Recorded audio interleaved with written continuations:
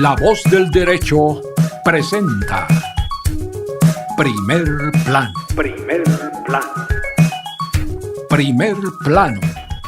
Una visión real y objetiva de los hechos y personajes que en la jurisprudencia y en la vida nacional conformarán la historia del mañana. Primer Plano. Primer Plano. Conducen Fabio Becerra Ruiz y Víctor Hugo Hurtado, con la vinculación de la Corporación Colegio Nacional de Abogados, CONALBOS, y el Comité Ejecutivo de la Abogacía Colombiana.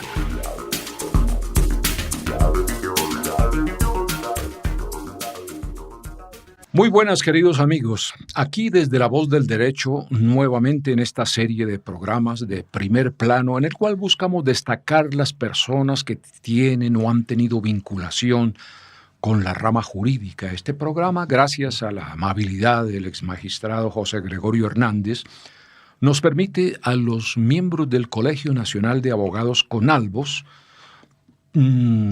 realizar una serie de entrevistas sobre quién es quién en la jurisprudencia colombiana. Y hoy contamos con la compañía, como de costumbre, del doctor Fabio Sepúlveda, miembro activo de CONALBOS, el doctor Víctor Hugo Hurtado Cortés, también quien es el director de este programa, el doctor Pedro Jaime Rojas, que en algunos minutos arriba, y nuestra entrevistada, la doctora Elizabeth Rodríguez. Entonces, quien les habla, Fabio Becerra Ruiz, les da una cordial bienvenida. La doctora Elizabeth Rodríguez es actualmente fiscal seccional aquí en la ciudad de Bogotá, ha sido profesora universitaria, ha sido subdirectora del consultorio jurídico de la Universidad Autónoma, es especializada en Derecho de Familia, abogada de la Universidad Santo Tomás, y afiliada, por supuesto, al Colegio Nacional de Abogados CONALBOS. Buenos días, doctora Elizabeth. Buenos días, doctor Becerra. Y buenos días también aquí a nuestro querido colega, doctor Fabio Sepúlveda. Buenos días, doctor Fabio. Bienvenido, doctor Víctor Hugo Hurtado. Doctor Becerra, muy buenos días. Bueno, comencemos entonces esta charla informal con la doctora Elizabeth. Doctora Elizabeth, ¿usted de dónde es oriunda?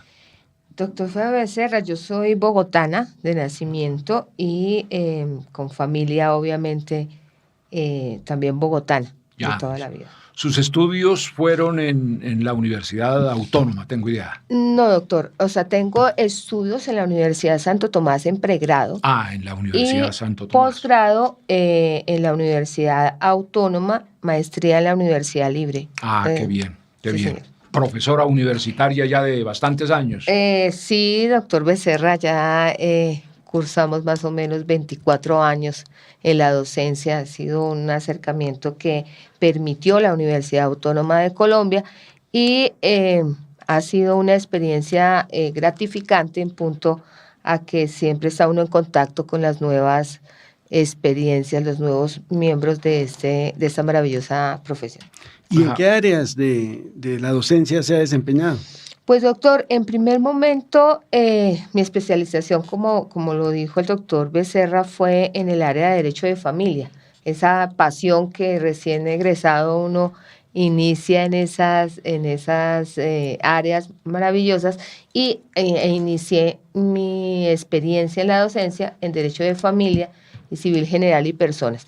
Ya posteriormente, con el ejercicio de la profesión y con las experiencias tanto con la vinculación con la Fiscalía General de la Nación, me dedico al procesal penal y la asesoría en penal en este claustro universitario. Doctora, cuéntenos, ¿usted por qué quiso ser abogada? ¿De dónde viene esa inclinación por el derecho?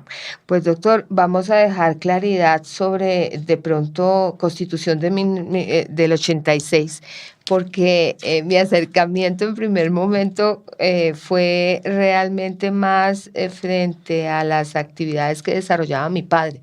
Entonces, ¿Qué actividades? Él era servidor público y manejaba aduanero. tributario y aduanero. Entonces, en vista de ello, entonces empecé como a enterarme de esa situación. Entonces fue más una inclinación a nivel familiar que cualquier otra cosa. Doctora Elizabeth, usted se desempeña actualmente como fiscal aquí en la ciudad de Bogotá. ¿Concretamente trata el tema de familia o el cual...? Pues doctor, realmente en esta clase de situaciones es importante tener una formación y un perfil. Y yo estoy asignada, de acuerdo al fiscal general de la Nación, a la unidad de delitos sexuales. En punto a ello, pues el derecho de familia tiene mucho que ver con esa clase de situaciones, porque lo que el grueso de los casos que uno maneja en la unidad es precisamente en menores en procesos de restablecimiento de derechos. Y cuando se han vulnerado sus derechos a nivel de la formación sexual, pues se requiere también que el perfil de ese fiscal tenga esa clase de formación, no solamente a nivel penal, sino también precisamente a nivel de familia. Bueno, habitualmente se dice que de las unidades más difíciles o de los delitos más complicados para investigar son los delitos sexuales. ¿Eso es verdad? Pues doctor, la verdad es que el delito sexual tiene una connotación para los profesionales en el derecho de impacto emocional muy fuerte, pero es el acercamiento que uno tiene frente a una víctima muy débil, y cuando los niños son víctimas, pues realmente el trabajo es mayor, habida cuenta de que estamos hablando de un delito de puerta cerrada, y en la puerta cerrada el único que sabe realmente lo que está ocurriendo es la víctima y su victimario. Por eso el delito es tan complicado en punto a el material probatorio. Pero, además de esta situación, pues adquiere uno ciertas competencias para el acercamiento a los menores, a la familia, que es realmente la que está en la situación de vulnerabilidad. Porque lastimosamente la estadística nos ha dicho que los agresores sexuales están muy cerca a la víctima. Entonces es el padre, el abuelo, la tía, la mamá, el mejor amigo. Eso significa que estamos tocando momentos muy sensibles para la familia. Por eso es importante tener ese manejo. Bueno, pero la afectación para usted como funcionaria, al tratar ese tipo de delitos todos los días y escuchar esas historias permanentemente. Pues doctor, en esta clase de cosas sí hay que blindarse un poco, ¿no? No deja uno de permear la situación que vive cada una de las víctimas, porque pues uno debe realizar el ejercicio de dejar a su víctima en la oficina. Y dejar a su víctima en la oficina no significa que no le duela a uno la víctima, sino que realice un ejercicio de tratar de desligar a esa víctima de su núcleo familiar, porque es que uno tiene familia, tiene hijos, tiene sobrinos, tiene familiares que también pues obviamente pueden ser víctimas en cualquier momento. Sí afecta emocionalmente, claro que sí, pero yo creo que cuando uno piensa que lo que está realizando no solamente está ayudando a un niño, sino está ayudando a la sociedad misma, siente uno un poco más de tranquilidad. Los delitos sexuales generalmente pues tienen una connotación muy especial dentro del ámbito nacional y de la vida de las personas, y generalmente siempre se tiende desde lo privado a condenar a las personas que están inmersas en un delito sexual.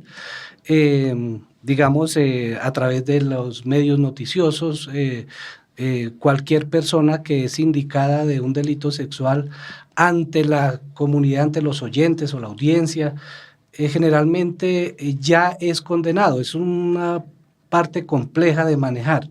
Usted nos comentaba de estadísticas, ¿nos podría decir qué estadísticas, qué porcentaje hay de niños que son o menores que son violados por sus familiares o personas cercanas a la familia?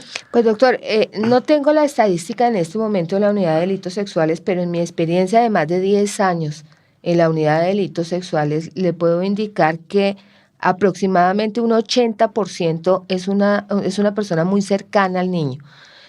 Lo que usted dice es cierto. La sociedad maneja esta clase de delitos como el escarnio, y el escarnio público de aquel agresor que no solamente vulneró la libertad sexual de un niño, sino la confianza de la familia y la sociedad.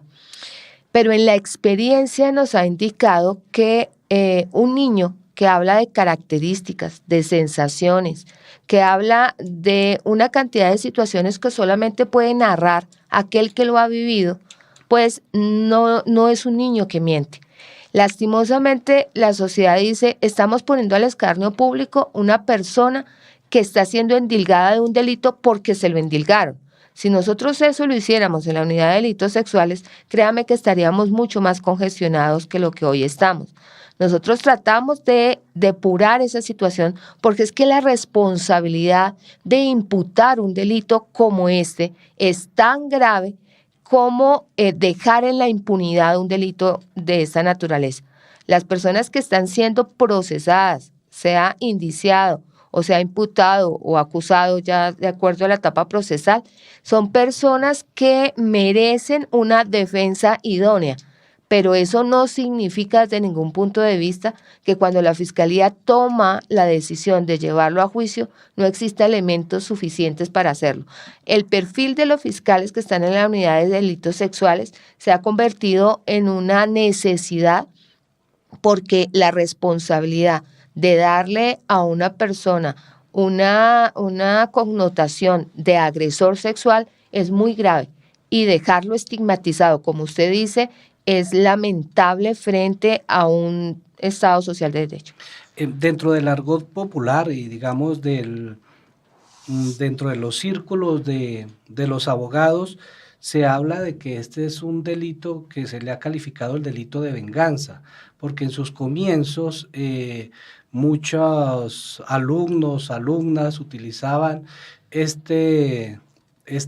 algunos hechos relacionados con el delito para acusar a su profesor o bien para las parejas recién separadas, como una forma de venganza precisamente, y que, como usted lo decía inicialmente, como es un delito que ocurre a puerta cerrada, es muy difícil realmente la parte probatoria y en muchos casos se ha condenado a personas solamente con la versión de la víctima. Sin lograr pues tener otras pruebas que realmente puedan determinar los hechos. Con relación a ese delito de venganza, ¿tiene usted información de algunas estadísticas o qué personas de las que son investigadas terminan siendo absueltas o en su mayoría o en su totalidad todas son condenadas, o hay alguna margen, digamos, de probabilidad de que algunas personas sean absueltas? Pues doctor, frente a esas estadísticas, la seccional Bogotá tiene una estadística muy alta de sentencias condenatorias. Los jueces del circuito, así como los fiscales de la unidad de delitos sexuales, como es la estadística mayor en número de procesos, también se están especializando y se están especializando en el delito. ¿Eso qué indica necesariamente? Que lo que usted presenta como la venganza que se hace frente a denuncias mendaces o de contenido falso, alienaciones parentales o esa clase de situaciones, se detectan con facilidad. Y se detectan con facilidad por dos situaciones importantes. Primera, porque un niño, por ejemplo, que inventa que su pariente o alguna otra persona realizó sobre él tocamientos de carácter sexual, es un niño que si no lo ha vivido no puede sostener su mentira. Los niños mienten de pronto por sugestión de parte de un adulto, y puede ocurrir. Y en esa clase de situaciones andamos muy pendientes de todo el acompañamiento que se tiene en la ruta de atención a través del bienestar familiar. Pero un niño miente para salir de problemas. no para meterse en problemas. Entonces, en ese sentido, hay que examinar muy bien la entrevista que se hace a través de un niño, porque es que el valor suasorio de la prueba no lo tiene la certeza de un profesional que le hace una entrevista a un niño, es el conjunto de pruebas que corroboran lo que el niño dice. En ese sentido, es muy difícil llegar a decir que no hay prueba para hacerlo más, sino la versión del niño. Es que si la versión del niño está acompañada de detalles, de sensaciones, de comportamientos que solamente pueden describir a quien lo vivió, es muy difícil decir que un niño miente. Sí hay casos en los cuales se ha tenido situaciones de venganza, como usted lo menciona, porque inclusive la comunidad científica en este momento se ha pronunciado nuevamente sobre la alienación parental.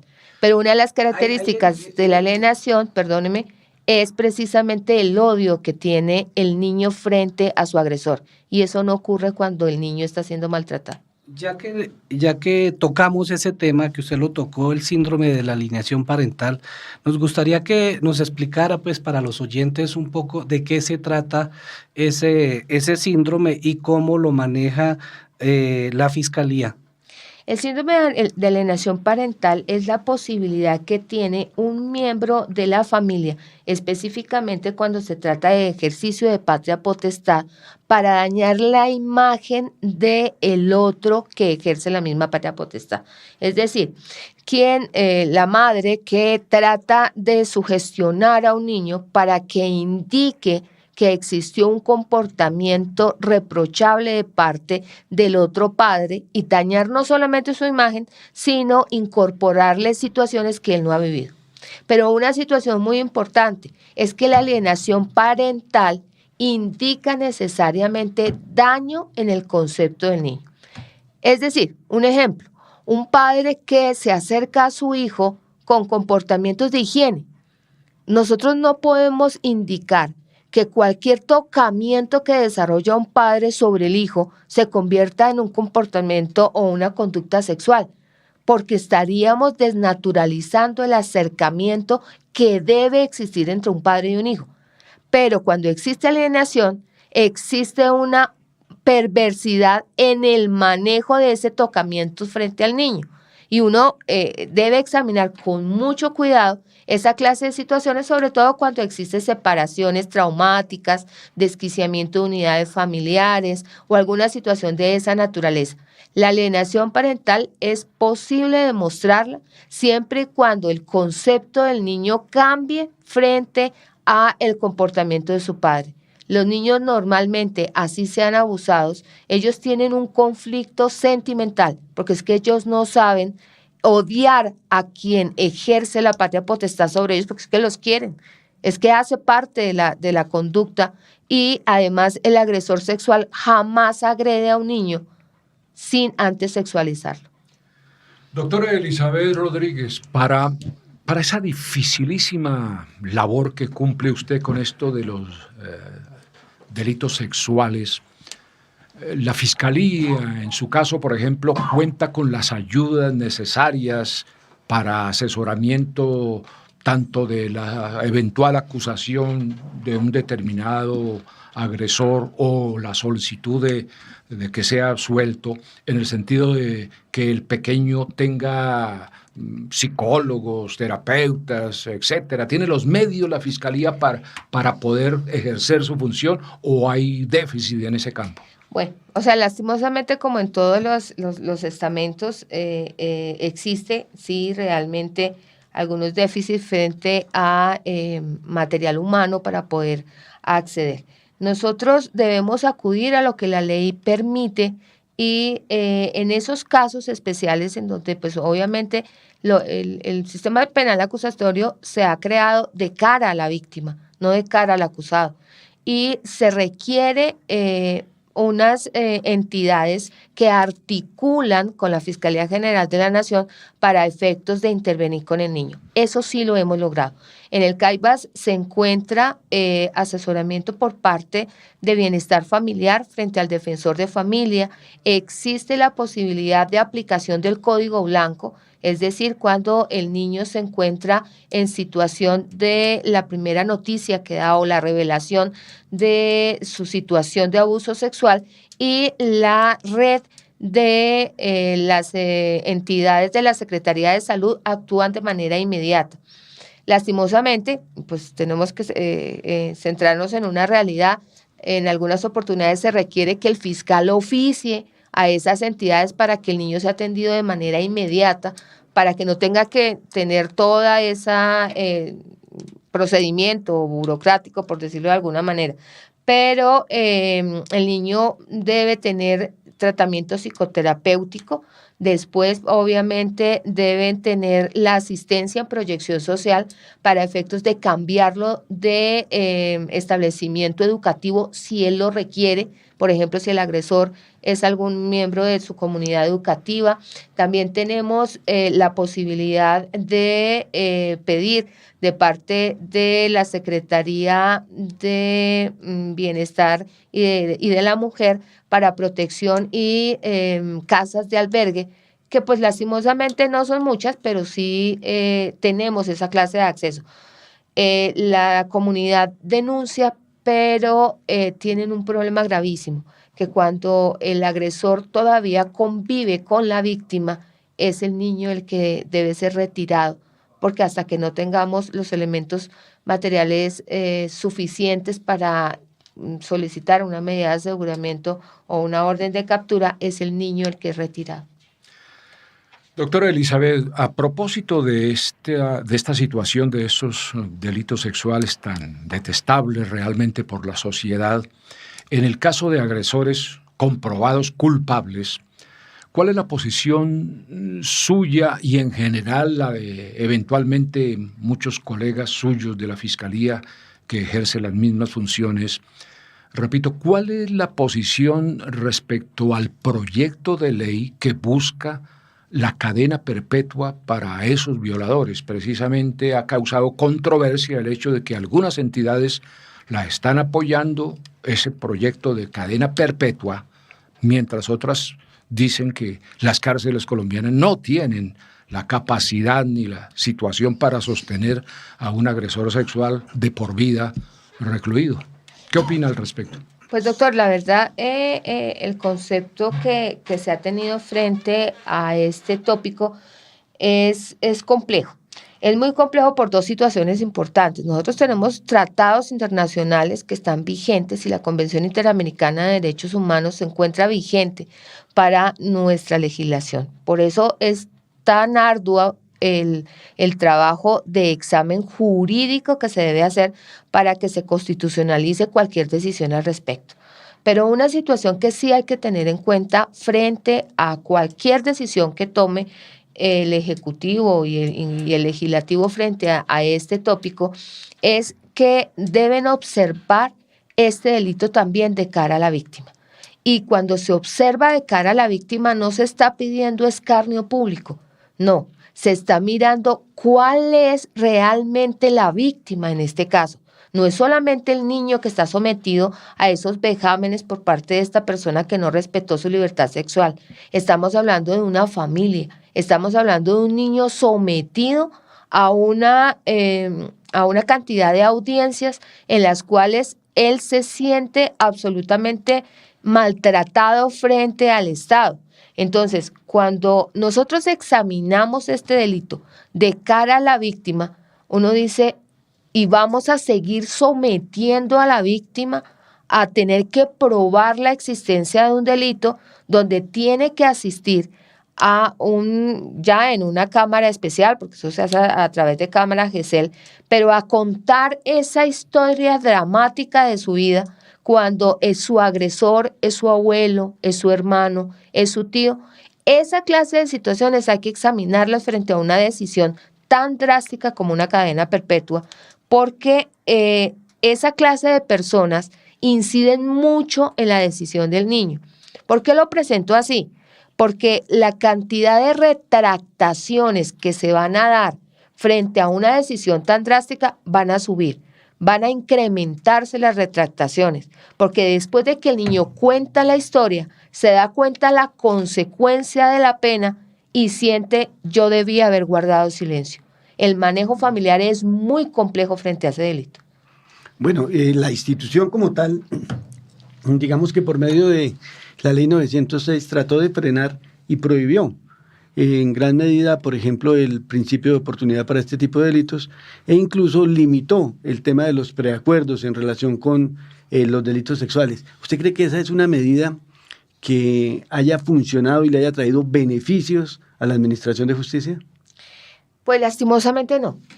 La medida no ha traído beneficios. Y no ha traído beneficios no solamente por el problema estadístico. O sea, yo no estoy hablando de si se han logrado más sentencias condenatorias o absolutorias, porque así no se mide esta situación. Nosotros estamos administrando justicia. Cuando nuestra alta corte ha permitido, porque ya lo permitió, preacuerdos cuando el niño es menor de edad, el preacuerdo solamente se permite en virtud de asignarle, o sea, en pena, el mínimo de pena o el mínimo del cuarto punitivo que le corresponda, si la persona acepta el cargo. ¿Por qué se hizo ese análisis de parte de nuestra alta corte? Porque es que no está sometiendo a la víctima a un juicio. Y ese era el espíritu que traía y que pues obviamente nos ha permitido adelantar esta clase de procesos. El artículo 199 del Código de la Infancia y la Adolescencia prohíbe cualquier clase de beneficio y eso es lo que no se da, pues obviamente porque pues la misma ley, ponderando los derechos constitucionales del niño, da la oportunidad de hacerlo. En ese sentido, la Unidad de Delitos Sexuales es consciente que está prohibida cualquier clase de beneficio o rebaja a esta clase de personas que agreden a los niños, pero definitivamente no ha sido útil tomar el delito como si se tratara de la venganza contra ese agresor, sino obviamente realizar un ejercicio de justicia, verdad, reparación y no repetición. Eso es otra cosa. Doctora Elizabeth, indudablemente este es un tema que genera mucha expectativa y muy amplio.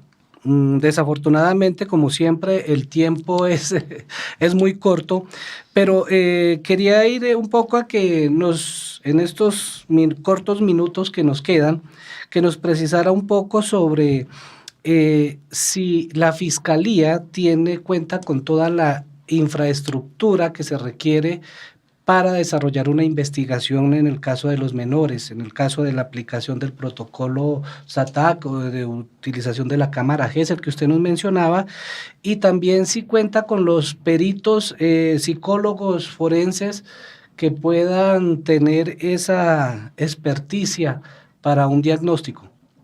Gracias, doctor. Frente a su pregunta, sí quisiera aclarar una situación. Lo primero, el protocolo SATAC es un protocolo que se utilizó por parte de la Fiscalía General de la Nación hace ya varios años en investigaciones antiguas. En este momento, el protocolo no está siendo utilizado por parte de los psicólogos de la Fiscalía General de la Nación porque están utilizando otro protocolo que es una entrevista semiestructurada. El protocolo no es un método para lograr la verdad. El protocolo es un método para escuchar a un niño en qué, quién, cómo y cuándo. Él no da valoración. Entonces, por eso, un protocolo se utiliza para que un niño pueda entregar una información útil para una investigación. La ley 1652 determinó que para tomar entrevistas a un niño se requiere un protocolo y que lo haga una persona idónea. Cuando usted me dice, hay suficientes personas para que valoren el dicho de un niño, estamos limitando la investigación a valoración psicológica o psiquiátrica, que nos diga si el niño dice la verdad o no. Y es que el que tiene la potestad de decir si el niño dice la verdad o no, no es un psicólogo, es un juez. Y el juez es el perito de peritos para determinar si el niño está diciendo la verdad o no. Entonces, ¿cuál es la misión del fiscal? Llevarle la información a través de la entrevista que se realiza mediante un protocolo con las pruebas periféricas o de corroboración de eso que está diciendo el niño. Y ese gran impacto frente al valor suasorio de las pruebas lo tiene que hacer es el juez. Entonces, lastimosamente, lo que se ha visto a través de la experiencia es que las personas dicen, si no hay un psicólogo, si no hay una persona que valore lo que el niño dijo, no lo pueden condenar. Es que quien tiene esa potestad es el juez.